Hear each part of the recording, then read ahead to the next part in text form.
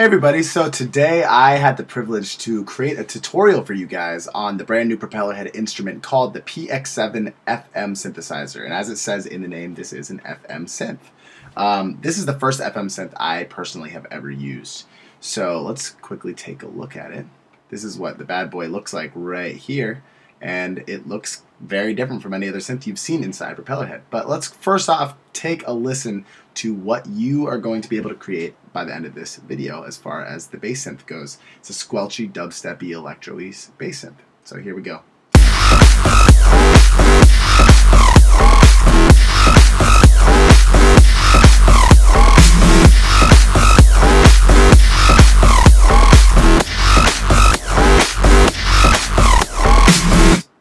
Alright, so there you have it. That's what it is going to sound like by the end of this tutorial. So let's start fresh and open up a brand new project so that I can show you how I got there. So first thing we're going to do is we are going to create a Combinator. The reason we are going to do a Combinator and not just open up this FM synth on its own is that what I did was I added a Thor to make a sub bass below the Squelchy synth. You can do that if you want. I'm not going to show you how to do that, but I'm just going to show you how to make the Squelchy synth. But no, you can add a sine wave just below it with any other synth to create a sub. So inside this Combinator we are going to create a line mixer in our utilities section. So line mixer 6x2, and we are going to right click on the first channel of that mixer. So we are going to go to the instrument menu and we are going to pick the PX7 FM Synthesizer. And let me move this down. This is what it looks like right here. The synth itself is pretty awesome. It's nothing I'd seen before, so I was a little bit confused, I have to say, when I first sat down with it, but really quickly I got a hang of what to do with it. And I say the best way to learn this synth is really just by messing around and turning things, because the tiniest movements of these knobs really changes how the synth works. So before I go ahead, I want to let you guys know I'm no expert on FM synthesis. I really can't say half the time what I'm doing, but if you follow these steps, you will get that sound that was at the beginning of this video, and hopefully you can learn some stuff about it. So let's start it off. Basically, this synthesizer is going to be affecting one oscillator, and these 6 parameters here are going to be affecting different parts of the frequency within that oscillator. So that might sound like complete nonsense to you. It doesn't matter. You can do this none the same. Just follow these steps. Now the first thing we're going to do is we are going to go to this number 6, and on this knob right over here, we're going to bring this down so that this reads 0.5. We're going to do the same to this second one, which is labeled 5, and we're going to bring that to 0.5. The next one is going to stay at 1. This one is going to go down to 5, and 2 we'll have set at 9. So let's bring that up to 9. There we go. And the 1 we will have at 13. So let's take a listen to what this synth is sounding like as right now. Okay, so that sounds not very special. I think the reason it sounds so basic is because we're only hearing this one part of the oscillator right now. So let's turn the levels up for these other ones so we can start hearing them. Let's bring this level up to around, I'd say, 62. And we'll bring this third level up to, let's do 90. And then this fourth level we will bring up to around 73. And then the fifth level we will bring almost all the way up to around 93. And the sixth level will also have almost all the way up around 93 or 94. Just so it looks like that. It doesn't have to be exact, you guys. Somewhere around that was the way that I had the level set on mine. Now, I can't tell you exactly what these knobs are doing, but I know they work. I see that there's a little diagram right here, and I guess if you really study this, you could figure out what they're doing. But this is how I set it to get the sound. On the rate of number 1, I brought the rate up to 1. And I brought the depth knob all the way over to the right. I took the curve knob and I brought it all the way over to the right. I left the BP here, which stands for breakpoint, and I brought this next curve all the way to the right, as well as the depth almost all the way to the right. Let's bring it to 93. Alright, now for all the rest, leave them as is. Alrighty, so let's get a little bit into this. On the D2 knobs, on the first one, leave it the same. On this fifth one here, we're going to bring it down to, I'd say, -2. For For the detune on 4, let's leave it at the same. On 3, leave it the same, and on 2, we are going to move it slightly to the right to +2, so it's going to be at 2. All right, now let's take a listen to it and see where we're at. All right, so it's sounding a little bit richer, I'd say. It's not just a sine anymore. Now let's go to this EG rate, and on the 6th one up here, we're going to take the second knob, which is the envelope rate 2, and we're going to bring it to, I'd say, around 50. No, let's bring it down to, let's do 68. And now let's do the same for the third. So 65, 68, somewhere around the same. And then for this third one, we're going to do a little bit higher than that, 62, so it'll look like that. Now for the 5th one, we're going to take this first knob, we're going to bring it up to around 59, 71. And the 4th is 71. Now let's bring it actually to 68, so it's a little higher. Now I just want you guys to know my tutorials these days are kind of like cooking. It's not like baking. When you cook, you can add a little bit of salt, a little bit of sugar, it doesn't matter exactly. And when you bake, it's got to be exact. Don't take my tutorial exactly. If your numbers are slightly different, the sound is pretty much going to be the same. So you don't have to worry about getting the exact numbers I have. So now for the 4th one, let's bring this 4th one up a little bit to around 82. No, 79, yeah, so it looks like that. And for the 3rd one, we're going to do the same. Maybe a little higher, 74. And for the 2nd one, we'll bring even higher, maybe 68. And for this last one, the first one, it's labeled number 1, we're going to bring this up to, I'd say, around 68. And we'll bring the first knob up also to around 74. And on this 3rd one, I forgot. Sorry, guys. Bring this first one on the 3rd one up to around, I'd say, 74. All right.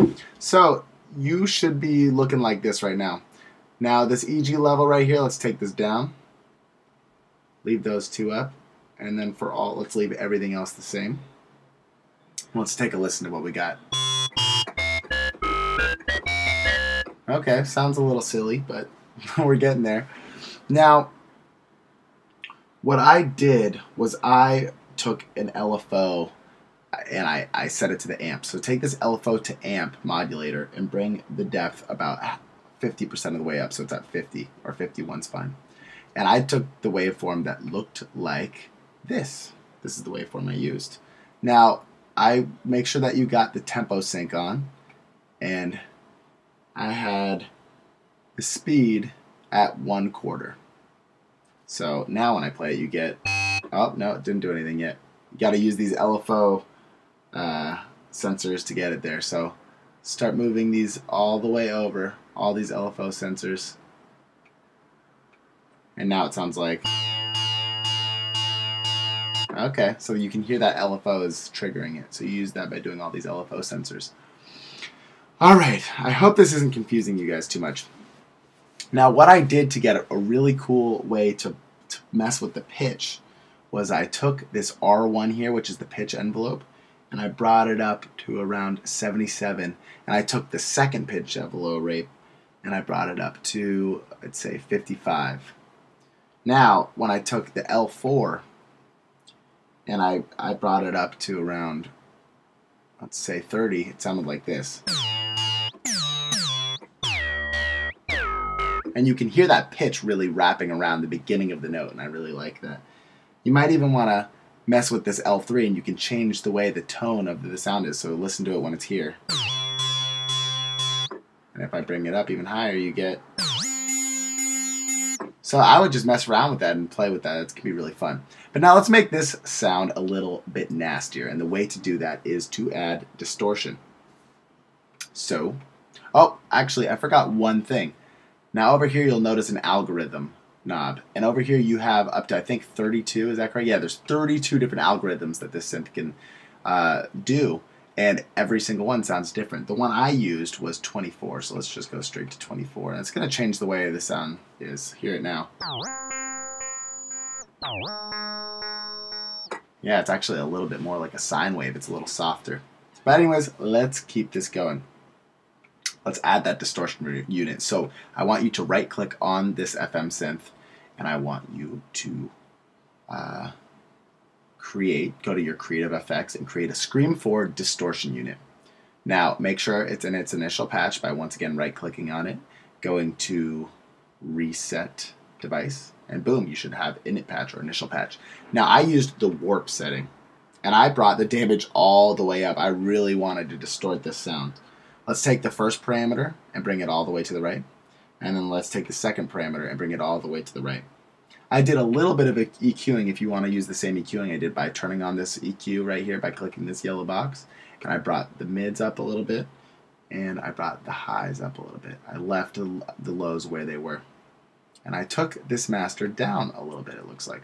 Let's take a listen now. Bring the octave down and we got... Alright, so we're getting some cool sounds right there. Now, the next step I did was to make the synth a bit louder, and you can do this however you want, but what I did was I right-clicked on this Scream 4 and I added a maximizer, and I brought this input gain up pretty far. I'd say about maybe 8 dB, and then I took the output gain and I brought it down a little bit, so it's kind of limiting it, it's really squishing it. We're going to get a brick wall sound, and let's listen now. Cool.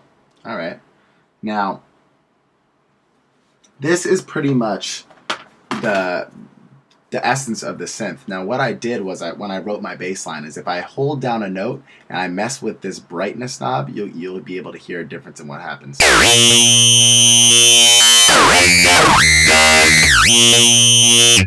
Let's bring it down an octave.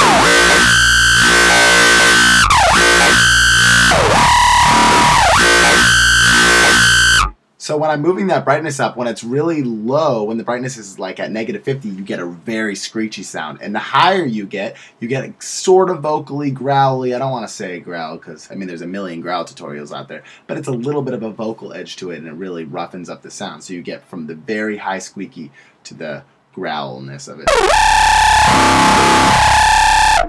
And I think that this synth is really fun to mess with. But there's not much bass out of it. So I would highly recommend just right-clicking on this right over here and creating another instrument on the mixer on the second channel, creating a Thor or something like that, and maybe just doing a quick sine wave to follow the notes of whatever you do. You might even want to set an LFO to, let's do